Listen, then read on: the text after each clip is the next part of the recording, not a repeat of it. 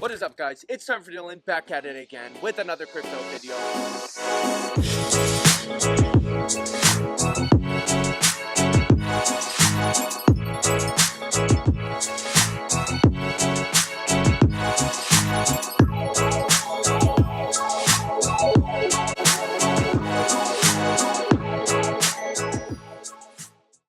What is up, guys? It's TimeForDillon back at it again with a brand new tutorial series that we're starting today. In this series, I'm going to show you guys how to complete the Elegoo Most Complete Starter Kit for, of course, the Uno R3 project. Now, this kit right here, I will go ahead and throw a link in the description. I don't have an affiliate link or anything like that. I don't know, whatever. Just buy it on Amazon. There's all kinds of cheap versions. This thing is basically like a knockoff of the Arduino. It's a lot cheaper and it comes with a lot more parts. So, let me show you what it actually comes with. You open it up and bingo, bango. Look at all these awesome sensors and parts. Super cool. I have like a double camera setup right now. So, first time doing this, so I'm super excited. We're going to go through everything you need to know about how to assemble this awesome product, all these lessons. Now, if you guys are brand new to the channel, smash the like button, drop a comment down below. Tell me what type of videos you guys want me to do. Subscribe if you're interested in following along with this electronics/robotics tutorial series. There's going to be 33 lessons in this series, and I'm just going to take you guys along with the ride with me, showing you guys how to assemble everything in this. And then, of course, since you guys now know how to program, if you've taken my beginner and intermediate Python tutorial series, you guys can definitely join along with the fun afterwards, making cool electronics and robotics parts from the safety and comfort of your own home. So without further ado, let's jump right into this lesson. We're going to knock out the first 3 lessons. The first 2 are fairly simple, just downloading software basically. And then the first lesson that we're going to do, pulling stuff out of our box, is going to be this one right here, Blink. So let's get started with today's lesson. So the way you get this PDF is one of 2 ways. You can either get the CD that is located inside of your box, plug it in if you happen to have, a CD-ROM slot. I don't. So what I had to do is I had to go to the actual Elegoo website, and I'll make sure to throw this link down in the description. And what you do is you just come up here to support. Under downloads, you go to Arduino Kit Files, download. And then over here, you look for the project that you have. I happen to have the Uno R3 starter, and I have the Most Complete Starter Kit. So you click here, and you're able to look for the version. So, you just click one of these. I think it is this one. Boom. And then it downloads. And that's it. That's how you get this package. So lesson 0, installing the IDE. So as you guys know, as I've pointed out, this thing is like a ripoff of the Arduino. And as you can tell, we're going to be using the Arduino Integrated Development Environment, the software that's used to code on this particular board. So to get it, all you got to do is just boom, click this link. And then you're just going to come right over here. Depending on your operating system, you're going to click over here. I need the Windows one. If you want to go ahead and support them, it's all free. You can go ahead and donate some money. I'm broke, so I'm not going to donate anything. I am a student. Boom. Categories best describe my interest. Probably that right there. Awesome. And there we go. So we already had it downloading. So there you go. It's going to download. So coming back to our PDF, our instructions. So the version that we download is usually the latest. Cool. Next, we need to download the development software that is compatible with the operating system. That's what we did. You can donate if you'd like. So I guess at the time of them creating, 1.8 was the newest version. We have 2.1. So I'm just going to click on this to open the file, and we're going to start installing. I'm the only one that uses this computer. You guys do whatever you want with this. Boom. I agree. No one reads ever. And just wait for this thing to install while we read the rest of these instructions. So that's pretty much what we did. Finally, the following interface appears. Click install to finish the installation. So let's just wait for this to install. Once it's done, we'll go ahead and check out the integrated development environment, the IDE, and then we will know where to go from there. Boom. You may directly choose the installation package, for instance.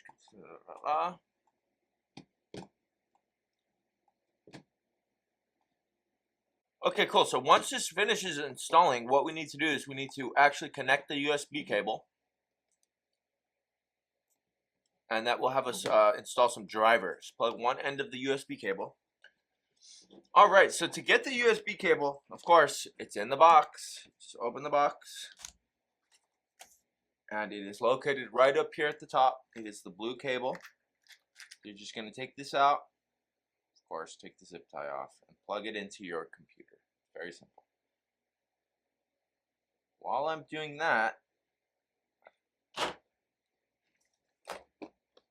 while we do that, let's go ahead and jump back over to our Arduino software because it looks like it just finished downloading.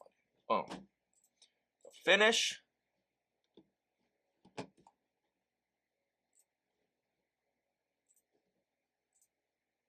Delete that now.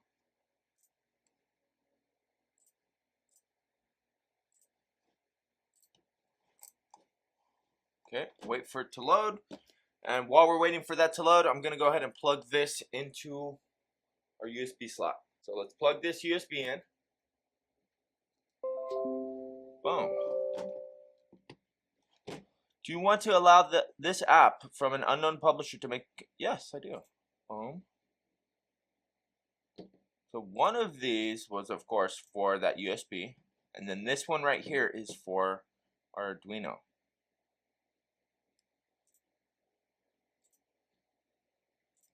Allow access. And allow access. One for our Arduino software, one for the USB. Doing it at the same time. Okay, so this is asking if we want to install the driver software for our USB. So of course install. Install. Install. Install. Yes. Boom, cool.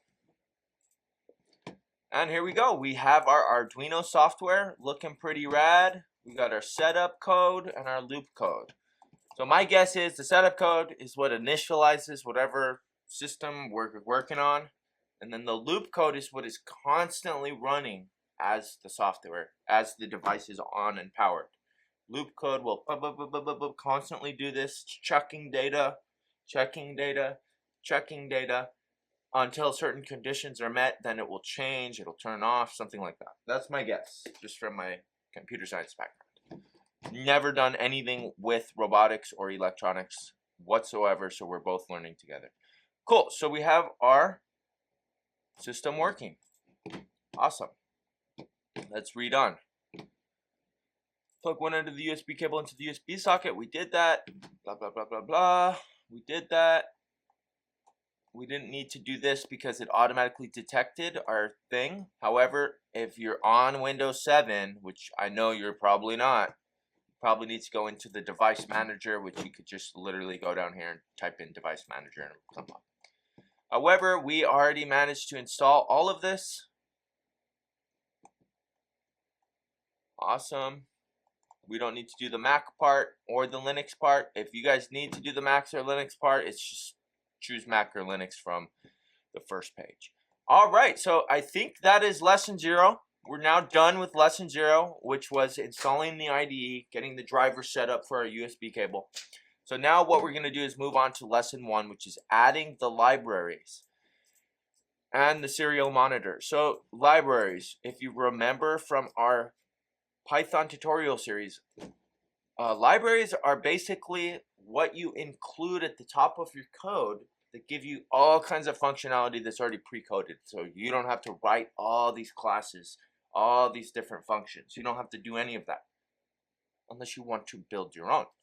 Now, most IDEs come pre-built with a bunch of libraries like random number generators and addition, arithmetic functionality, and lists and different data structures. So that's what we're going to install now. And that's basically what this tells you. So in this case, what these libraries are libraries that will allow you to connect to the sensor, display, the module, all that stuff, so that the code knows how to interact with the hardware. So to install a library, using the library manager, install a new library into your IDE. You could use the library blah blah blah. Click the sketch menu, then include library, manage libraries. So sketch, manage libraries. Okay, let's go back here and see what it wants us to install. Blah blah blah blah. In this example, we will install the bridge library. Scroll to the list to find it. Then select the version of the library you want to install. Sometimes only one version of the library is available. If the version selection menu does not appear, don't worry, it's normal. Alright, so we want the, which one? Bridge library. Although I don't see where it says bridge right there. Okay, so let's do it. Bridge. There it is. And 1.7 seems to be the highest version. So we will click install while it installs. Boom, successfully installed. Awesome. Finally, click install, wait for the IDE to install the new library. Downloading may take time depending on their connection speed. Once it's finished, the installed tag should appear next to the bridge library. You can close the library manager. You can now find the new library available in the include library menu. If you want to add your own library, open a new issue on GitHub. Importing a zip library. So sometimes libraries are distributed as zip files or compressed files. The name of the folder is the name of the library. Instead of the folder will be a .cpp file, a .h, and a keywords.txt file. Cool. So this is going to be in C++. You've learned how to program in Python. Now you're going to learn how to program it in C++, which is almost the exact same. Everything in programming is almost the exact same. The only difference is the way in which you type it. When you end a line, you have to put a semicolon after everything. If there's code in a block, you need to denote that with curly brackets. So it's a little different than Python. Python is a lot easier and user-friendly for newbies. C++, you got to remember a little bit of rules, but I'll show you how to do it. Don't worry. You can install third-party libraries. Awesome. Cool. Add zip library. Cool. So if you want to do that, we would come up here, sketch, include library, add zip library. Cool. But we don't need to do that right now. Alright. You will be prompted to blah, blah, blah. Okay, return to sketch, import library. You should now see the library at the bottom of the dropdown. Oh yeah, it's right there. Bridge. Bingo, bingo. And B, the library will be available to use in sketches, but examples for the library will not be exposed in the file examples until the IDE has restarted. Okay, so we have to restart it. Those two are the most common approaches. Mac and Linux systems can handle likewise, blah, blah, blah. So there's two ways to do it. One way, like we said, was to come up here, sketch, include library, manage libraries, which I just hid. And then you search for it here if it's available. If you can't find it here, sometimes people on GitHub will have open source libraries for fun, different things. It's cool. And they'll allow you to download it. It comes out as a zip. And if you want to include that, boom, include library, add zip. Awesome. Manual installation, we can go ahead and skip that. Okay. Now the next part, the Arduino serial monitor. Arduino integrated development environment is the software side of Arduino platform. Because using a terminal is such a big part of working with Arduinos and other microcontrollers, they decided to include serial terminal with the software. With the Arduino environment, this is called the serial monitor. Serial monitor comes with any and all versions of the IDE. To open it, simply click the serial monitor icon right here. Boom. not connected, which makes sense. Okay, boom. Selecting which port to open on the serial monitor is the same as selecting a port for you uploading Arduino code. Go to Tools, Serial Port, and select the connect port. What was that again? Tools, Serial Port. Tools.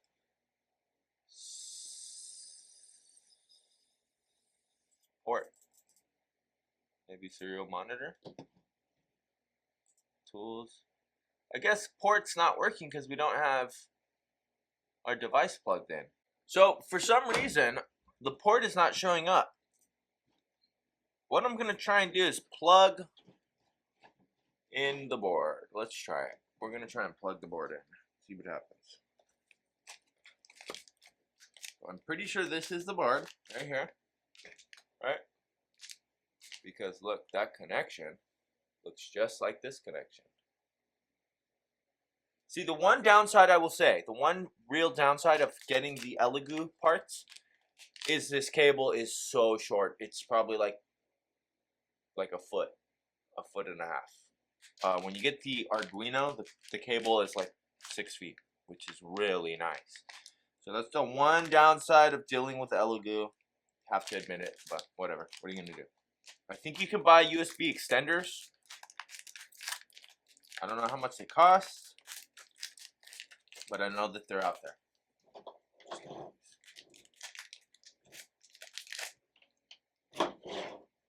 So open the sucker up.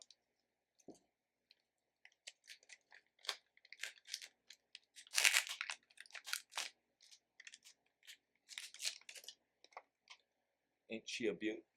Ain't she a beauty? A bloody beauty. Then plug it in.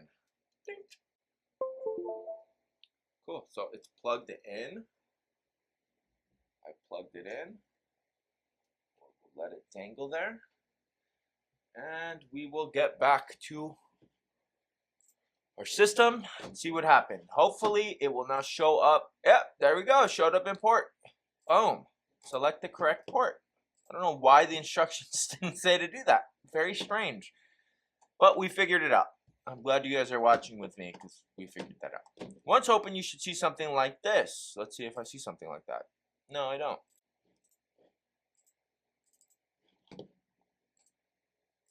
Oh, maybe I have to do that. There we go. Okay, and to get this terminal right here, what you need to do is you actually need to come up here and select the board. I don't know why. Very strange. Let's redo this for you. You're going to open this up.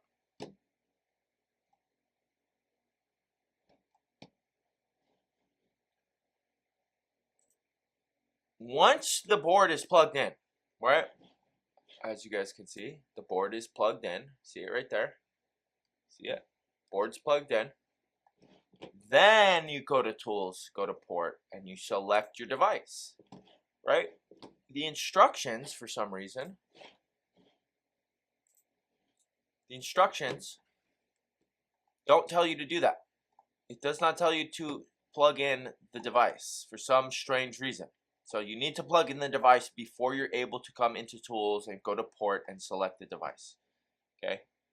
Once open, you should see something like this. And what we're talking about is the monitoring thing, which you click up in the right-hand corner. So, boom.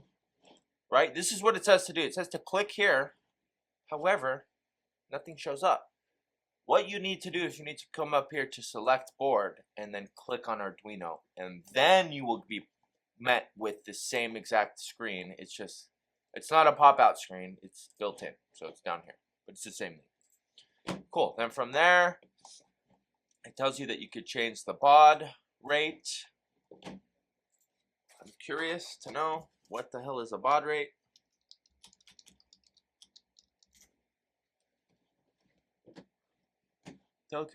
Baud is common unit of measurement of symbol rate, which is one of the components that determines the speed of communication over data channel. Okay. So pulses per second, basically. Okay, cool. Interesting. Glad I looked that up. So select the baud rate. We'll set it to 96 because that's what they have on the picture. Last, you can set the terminal to auto scroll. I don't see that. I'm pretty sure this will just automatically scroll.